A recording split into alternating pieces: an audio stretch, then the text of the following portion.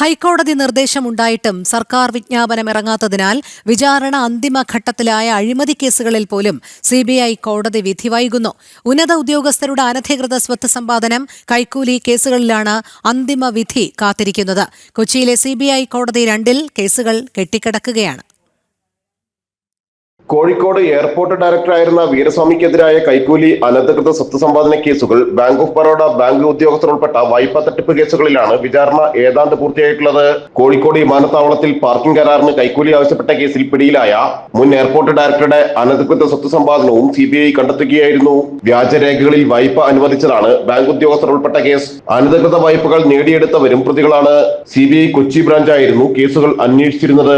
സിബിഐക്ക് വേണ്ടി അഡ്വക്കേറ്റ് ബോബി ജോസഫാണ് കേസുകളിൽ ഹാജരായിരുന്നത്. ഹൈക്കോടതി നിർദ്ദേശമുണ്ടായിട്ടും സർക്കാർ വിജ്ഞാപനം ഇറങ്ങാത്തതിനാലാണ് കൊച്ചി സിബിഐ കോടതി 2 കേസുകൾ കെട്ടിക്കിടക്കുന്നത്. സിബിഐ വിജിലൻസ് ജഡ്ജിമാരെ അടക്കം നിയമിക്കുന്നത് ഹൈക്കോടതിയാണെങ്കിലും ഇത് സംബന്ധിച്ച് നിർദ്ദേശം വിജ്ഞാപനമായി പുറത്തിറക്കേണ്ടത് ഭരണതലത്തിൽ നിന്നാണ്. പുതിയ ജഡ്ജി ചുമതലയേറ്റിട്ട് 2.5 മാസത്തിലധികമായിട്ടും വിജ്ഞാപനം ഇറങ്ങാത്തതാണ് സിബിഐ കേസുകളിലെ വിചാരണ വിസ്താര വിധി പ്രഖ്യാപനങ്ങളെല്ലാം വൈകിക്കുന്നത്. ജനം, കൊച്ചി.